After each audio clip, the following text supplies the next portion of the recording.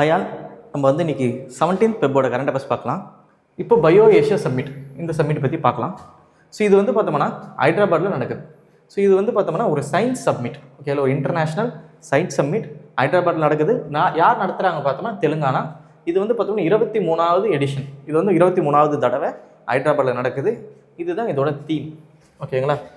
Biotech unleashed AI automation and the revolutionary changes in life science. இப்போ தமிழ் மீடியத்தில் இருக்கிறவங்களும் இந்த தீமை இங்கிலீஷில் இருக்கிறது கொஞ்சம் பார்த்துங்க. ஏன்னா எக்ஸாமில் வந்து டிரான்ஸ்லேஷனில் மிஸ்டேக் வரலாம். ஸோ எது இங்கிலீஷோ அதுதான் ஃபைனலாக இருக்கும். அதனால் இந்த தீமை மட்டும் நீங்கள் இங்கிலீஷில் பார்த்துங்க எப்போவுமே தீம்.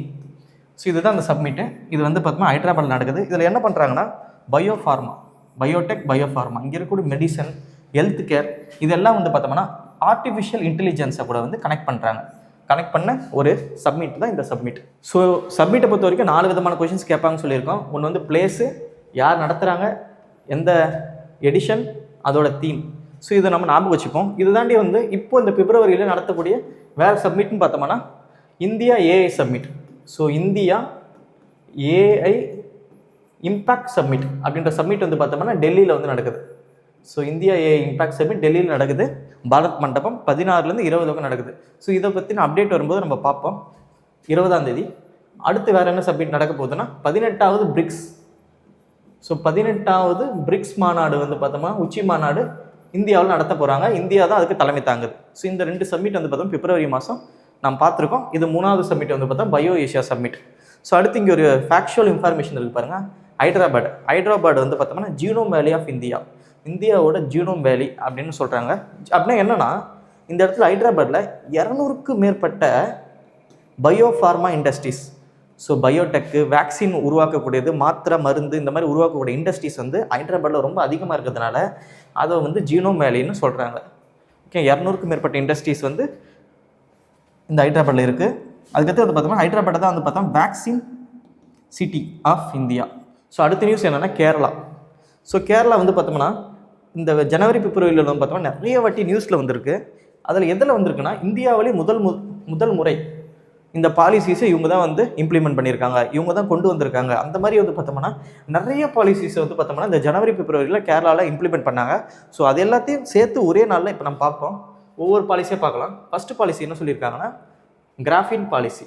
ஸோ இது வந்து பார்த்தா கிராஃபின் கொள்கை. இந்தியாவில் இது வரைக்கும் எந்த ஒரு மாநிலமும் கிராஃபினை மையப்படுத்தி ஒரு கொள்கையை வந்து விட்டதில்லை. ஸோ கேரளா தான் ஃபஸ்ட்டு ஸ்டேட், கேரளா தான் முதல் மாநிலம் கிராஃபின் பாலிசியை கொண்டு வந்திருக்காங்க. ஸோ கிராஃபின்னா தெரியும், ஒரு கார்பன், இது ஒரு type of carbon, okay, pure form சொல்லுவோம். இது வந்து பார்த்தா high resistance, low weight. High resistance வந்து பார்த்தோம்னா அதிகமாக இருக்கும், வெயிட் வந்து பார்த்தோம்னா கம்மியாக இருக்கும், லோ வெயிட்டாக இருக்கும். இதுதான் கிராஃபின்.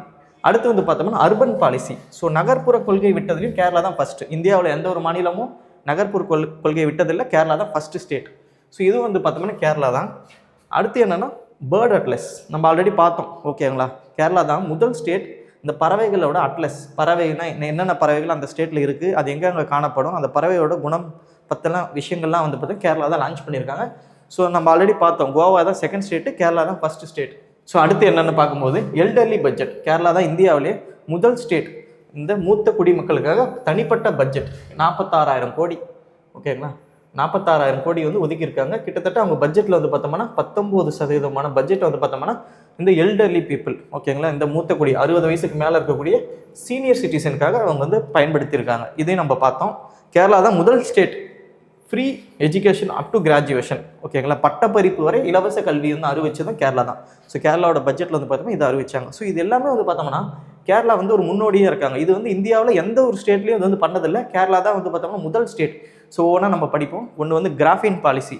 ஸோ இந்த கார்பனோட ஒரு டைப்பான கிராஃபின் இருக்குல்ல, அதோட பாலிசி வந்து முதல்ல லான்ச் பண்ணது கேரளா தான். ரெண்டாவது வந்து பார்த்தோம்னா அர்பன் பாலிசி, ஒரு நகர்ப்புற கொள்கை கொண்டு வந்தது கேரளா தான். மூணாவது வந்து பார்த்தோம்னா பேர்ட் அட்லஸ், இந்த பறவைக்கான ஒரு அட்லஸ் வந்து கொண்டு வந்தது கேரளா தான். நாலாவது வந்து பார்த்தோம்னா எல்டர்லி பட்ஜெட், இங்கே வயது முதிர்ந்த சீனியர் சிட்டிசனுக்காக 60 வயசுக்கு மேலே இருக்கக்கூடிய சீனியர் சிட்டிசனுக்காக தனிப்பட்ட பட்ஜெட்டை ஒதுக்குனது கேரளா தான். அதுக்கடுத்து வந்து பார்த்தா ஃப்ரீ எஜுகேஷன், பட்டப்படிப்பு வரை வந்து பார்த்தோம்னா இலவச கல்வி வந்து கேரளா கவர்மெண்ட் தான் அனௌன்ஸ் பண்ணியிருக்காங்க. இது எல்லாமே வந்து பார்த்தா கேரளா. ஸோ இது ஞாபகம் வச்சுப்போம். ஏன்னா இந்தியாவிலே எது ஃபஸ்ட்டு அந்த மாதிரி இருந்தால் எக்ஸாமில் வந்து கொஷின் கேட்பாங்க, எந்த ஸ்டேட்டு இந்த இனிஷியேட்டிவ் உருவாக்குனாங்க அப்படின்னு. ஸோ அது மட்டும் இல்லாமல் ஒரு ஸ்கீமும் பார்த்து நம்ம ஸ்ரீ சுரக்ஷா பென்ஷன் ஸ்கீம். இப்போ தமிழ்நாட்டில் வந்து பார்த்தோம்னா கலைஞர் மகளிர் உரிமைத்தொகை இருக்குது. ஸோ மாதம் 1000 ரூபாய் வந்து பார்த்தோம்னா தகுதி வாய்ந்த பெண்களுக்கு தராங்க. தமிழ்நாட்டில் வந்து பார்த்தோம்னா 1,31,00,000 பெண்களுக்கு வந்து தராங்க. 1,31,00,000 பெண்களுக்கு வந்து தமிழ்நாட்டில் தராங்க. ஸோ அதே போல் கேரளாலையும் பார்த்தோம்னா இந்த திட்டத்தை வந்து உருவாக்கியிருக்காங்க. அது பேர் வந்து பார்த்தோம்னா ஸ்ரீ சுரக்ஷா பென்ஷன் ஸ்கீம். இந்த ஸ்கீம் படி வந்து பார்த்தோம்னா 35 வயசுலேருந்து 60 வயசுக்குள்ள இருக்கக்கூடிய தகுதி வாய்ந்த பிபிஎல் ஃபேமிலி, ரொம்பவும் வறுமை நிலையில் இருக்கக்கூடிய பிலோ பாவர்ட்டி நிலையில் இருக்கக்கூடிய பெண்களுக்கு வந்து பார்த்தோம்னா மாதம் 1000 ரூபாய் வந்து தராங்க. அதுதான் வந்து பார்த்தோம்னா Shri Suraksha pension scheme. Okay, இதுவும் கேரளா கவர்மெண்ட் தான். ஸோ இவ்வளோ இனிஷியேட்டிவ்ஸ் வந்து கேரளா வந்து இந்த ஜனவரி பிப்ரவரியில் லான்ச் பண்ணியிருக்காங்க. இது எல்லாமே வந்து பார்த்தா இந்தியாவிலே முதல் முறை கேரளா தான் பண்ணியிருக்காங்க. ஸோ இதை நம்ம ஞாபகம் வச்சுப்போம். அடுத்து நம்ம பார்க்க போது ஒரு மிலிட்ரி எக்ஸசைஸ், ரொம்ப ரொம்ப முக்கியமான மிலிட்ரி எக்ஸசைஸ் மிலன். ஓகேங்களா, இந்த எக்ஸசைஸ் மிலன்ன்றது பார்த்தோம்னா ஒரு இந்திய கவர்மெண்ட் முன்னெடுத்து நடத்தக்கூடிய ஒரு மிலிட்ரி எக்ஸசைஸ். ஓகே, இது ஒரு நேவல் எக்ஸசைஸ். ஓகே, கடற்படையினர் செய்யக்கூடிய ஒரு மிலிட்ரி எக்ஸசைஸ். இதில் வந்து பார்த்தோம்னா 72 நாடுகளுக்கு மேற்பட்ட நாடுகள் வந்து கலந்துக்கிறாங்க. 75 வார்ஷிப்ஸ் வந்து இந்த மிலிட்ரி எக்ஸசைஸில் கலந்துக்கிறாங்க. இப்போ இதில் என்ன கொஸ்டின் கேட்பாங்கன்னா, இந்த மிலிட்ரி எக்ஸசைஸ் எங்கே நடந்தது? ஏற்கனவே டிஎன்பிசியில் கேட்ட கொஸ்டின் தான் இது. இது 2 வருஷத்துக்கு ஒரு வாட்டி நடக்கக்கூடிய பைனியல் மிலிட்ரி நேவல் எக்ஸசைஸ். ஓகேங்களா, 2 வருஷத்துக்கு ஒரு வாட்டி நடக்கும். இப்போ எங்கே நடக்குதுன்னா விசாகப்பட்டினம். ஓகே, ஸோ இது வந்து பார்த்தோம்னா விசாகப்பட்டினத்தில் 2026 இந்த எக்ஸசைஸ் மிலன் வந்து நடக்குது. 72 நாடுகள் வந்து மேலே நாடுகள் வந்து இதில் வந்து கலந்துக்கிறாங்க. இது வந்து பார்த்தோம்னா நம்ம தான் இந்தியா தான் இதோட இந்த மிலிட்ரி எக்ஸசைஸை லான்ச் பண்ணோம். ஓகே, நம்ம தான் வந்து நடத்தணும்.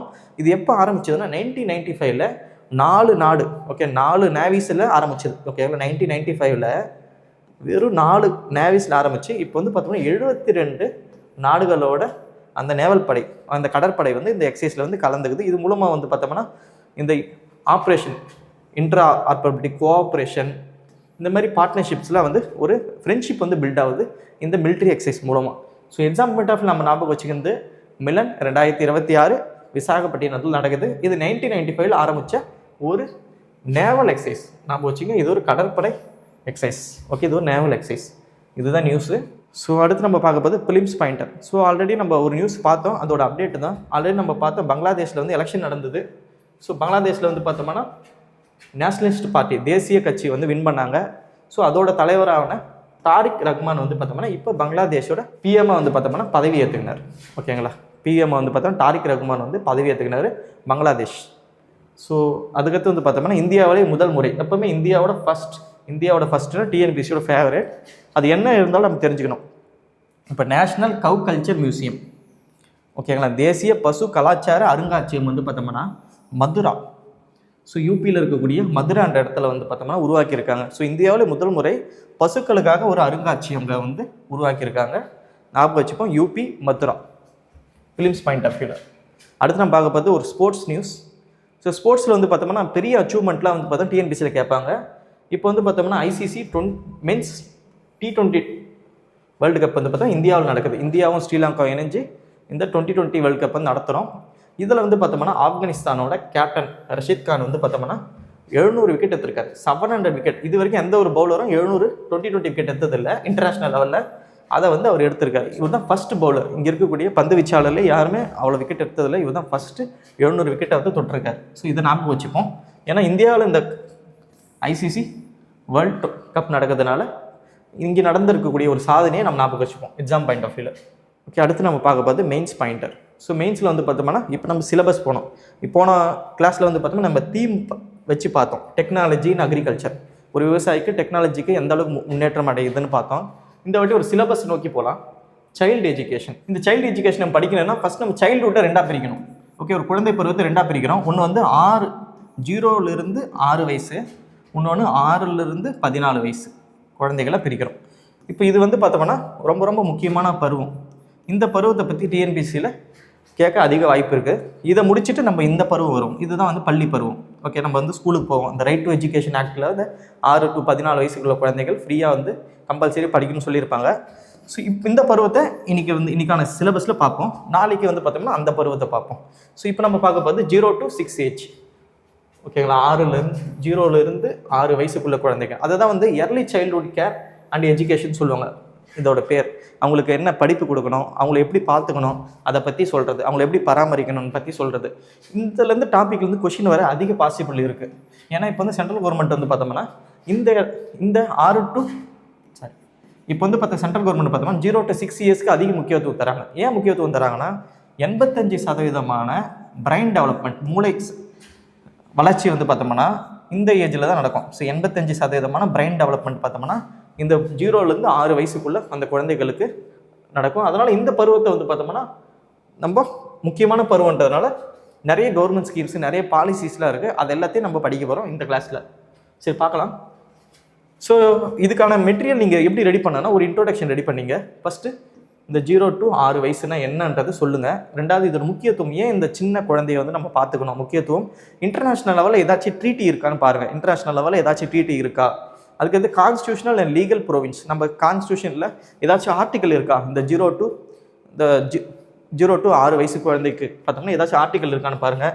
ஏதாச்சும் பாலிசி ஸ்கீம்ஸ் இருக்கா, அவங்களுக்கு என்ன சேலஞ்ச், அவங்களுக்கு என்ன மெஷர்ஸ், அவங்களோட முக்கியத்துவம், சிக்னிஃபிகன்ஸ், இது எல்லாத்தையும் வந்து உங்களோட நோட்ஸில் சின்ன சின்னதாக எழுதி வச்சிங்கன்னா அதை நம்ம மெயின்ஸ் பாயிண்ட் ஆஃப் யூஸ் பண்ணிக்கலாம். ஓகேங்களா? இப்போ நம்ம இதில் இருக்கக்கூடிய இது வரைக்கும் பார்த்தோம்னா இன்றைக்கி கிளாஸில் பார்ப்போம். இதை வேறு கிளாஸில் பார்ப்போம், அடுத்த கிளாஸில் பார்க்கலாம். ஓகேவா? ஸோ ஸ்கீம்ஸ் அண்ட் ப்ரொவிஷனுக்கு இப்போ நம்ம பார்க்கலாம். ஸோ இப்போ வந்து பார்த்தோம்னா இந்த ஒரே ஒரு பிக்சரில் வந்து பார்த்தோம்னா நான் சொன்ன எல்லாமே இங்கே இருக்குது. இம்பார்ட்டன்ஸ் இருக்குது, ஸ்கீம் இருக்குது, பாலிசி இருக்குது, இன்டர்நேஷ்னல் லெவலில் என்ன பண்ணியிருக்காங்க, இந்திய கான்ஸ்டியூஷனில் என்ன பண்ணியிருக்காங்க. ஸோ இந்த மாதிரி சம்மரப் பண்ணிக்கலாம். நீங்கள் வந்து பார்த்தோம்னா ஒரு பேப்பரில் ஒரு குறிப்பிட்ட டாபிக் எடுத்துகிட்டு அந்த டாப்பிக்கில் என்னெல்லாம் நம்ம மெயின்ஸ் பாயிண்ட் ஆஃப் வியூ கொடுக்க முடியுன்றதை ஒரே ஒரு பேஜில் வந்து சின்னதாக எழுதி வச்சிட்டிங்கன்னா அதை நீங்கள் படிக்கிறதுக்கு எளிமையாக இருக்கும், எக்ஸாமில் பயன்படுத்திக்கலாம். ஃபார் எக்ஸாம்பிள், குளோபல் கமிட்மெண்ட்னா 2 கமிட்மெண்ட் இருக்குது. ஒன்று வந்து பார்த்தோம்னா convention on the rights of child 1989, education for all 1990. இது ரெண்டும் வந்து பார்த்தோம்னா உலக அளவில் வந்து பார்த்தோம்னா இந்த 0 to 6 இயர்ஸில் வந்து பார்த்தோம்னா இன்டர்நேஷ்னல் லெவலில் இருக்கக்கூடிய கமிட்மெண்ட். இது இந்தியன் கான்ஸ்டியூஷனில் வந்து பார்த்தோம்னா ஆர்டிகல் 45 இருக்குது. ஸோ 6 to 45 என்ன சொல்கிறாங்கன்னா 6 வயசுக்குள்ளே இருக்கிற குழந்தைக்கு வந்து கல்வியும் தேவையான நல்ல ஒரு என்விரான்மெண்ட்டை கொடுக்கணும்னு சொல்லியிருக்காங்க. அது மட்டும் இல்லாமல் இன்டர்நேஷ்னல் லெவலில் பார்க்கும்போது எஸ்டிஜி கோல் இருக்குது, 4.1 இருக்குது, அதை நீங்கள் மென்ஷன் பண்ணலாம். பாலிசிஸை பொறுத்த வரைக்கும் national early childhood care and education policy இருக்குது. அதுக்கடுத்து India new born action policy இருக்குது. அது மட்டும் இல்லாமல் ஸ்கீம்ஸை பொறுத்தவரைக்கும் அங்கன்வாடி ஸ்கீம்ஸ் இருக்குது. ஸோ வந்து பார்த்தோம்னா சத்துணவு மையம், அங்கே வந்து பார்த்தோம்னா குழந்தைகளுக்கு பேசிக்கான ஒரு சின்ன எஜுகேஷனும் தேவையான அளவு ஊட்டச்சத்துள்ள உணவும் வந்து கொடுப்பாங்க. ஸோ அதெல்லாம் இருக்குன்றதை நீங்கள் வந்து இந்த மாதிரி ஒரு சம்மரப் சின்னதாக நீங்கள் இது பண்ணிட்டீங்கன்னா இதை நீங்கள் வந்து மெயின்ஸ் பாயிண்டர்லாம் யூஸ் பண்ணிக்கலாம். ஓகேங்களா? ஸோ ஜஸ்ட் நம்ம சொன்னது என்னென்னா மெயின்ஸ் பாயிண்டரில் இந்த எர்லி சைல்ட்ஹுட் கேர் அண்ட் எஜுகேஷனில் நீங்கள் இதெல்லாம் வந்து சின்னதாக நோட்ஸ் எடுத்துக்கணும். அப்போ தான் வந்து எக்ஸாமில் வந்து வேகமாகவும் நம்ம வந்து எழுத முடியும். ஸோ அதுக்காக என்ன பண்ணிங்கன்னா ஒரே ஒரு பேஜில் அதை பற்றின முக்கியமான தகவல்லாம் வந்து எழுதி வச்சிங்க. ஃபார் எக்ஸாம்பிள், குளோபல் கமிட்மெண்ட் என்ன, கான்ஸ்டியூஷனல் ப்ரொவிஷன் என்ன, எஸ்டிஜியில் என்ன சொல்லியிருக்காங்க, கவர்மெண்ட்டோட ஸ்கீம்ஸ் என்ன, அதோட இம்பார்ட்டன்ஸ் என்ன, இந்த மாதிரி நீங்கள் எழுதி வச்சிட்டிங்கன்னா எக்ஸாமில் வந்து ஈஸியாக நம்ம வந்து ஞாபகம் வச்சு அங்கே கொடுக்கக்கூடிய கொஷினுக்கு ஏற்ற மாதிரி ஆன்சர்ஸை வந்து எழுதிடலாம். ஓகேங்களா? இதுதான் நம்ம மெயின்ஸ் பாயிண்டில் பார்க்குறோம். நாளைக்கு வந்து பார்த்தோம்னா இதோட சேலஞ்சஸ் என்ன, மெஷர்ஸ் அண்ட் சிக்னிஃபிகன்ஸ், முக்கியத்துவம் என்னன்றதை நாளைக்கு பார்க்கலாம். அடுத்த பார்க்கும்போது question of the day. So question of the டேல வந்து பார்த்தோம்னா இப்போ நம்ம எஜுகேஷன் பார்த்ததுனால இப்போ அதே எஜுகேஷனை மையப்படுத்தி ஒரு கொஷின் பார்க்கலாம். Right to education act 2009. இந்த ஆக்ட் படி வந்து பார்த்தோம்னா ப்ரைவேட் ஸ்கூல்லலாம் வந்து எத்தனை சதவீதம், how much percentage வந்து பார்த்தோம்னா டிஸ்அட்வான்டேஜ் சில்ட்ரனுக்கு ஒதுக்கியிருக்காங்க, ரிசர்வ் பண்ணியிருக்காங்க. இதுதான் கொஷின். ஸோ கட்டாய கல்வி உரிமை சட்டத்தின் கீழ் தனியார் பள்ளிகளில் எத்தனை சதவீதம் இடங்கள் பின்தங்கிய மாணவர்களுக்கு ஒதுக்கியிருக்காங்க. ஓகேங்களா? ஆப்ஷன் ஏ வந்து 10%, ஆப்ஷன் பி வந்து 15%, ஆப்ஷன் சி வந்து 25%, ஆப்ஷன் டி வந்து 20%. எது ஆன்சர் நினைக்கிறீங்க யூடியூப் கமெண்ட் செக்ஷனில் போஸ்ட் பண்ணுங்கள். ஓகே, இந்த வீக்லி பிடிஎஃப் வந்து பார்த்தோம்னா வெற்றிஎஸ் டெலகிராம் சேனலில் அவைலபிளாக இருக்கும். Okay, thank you.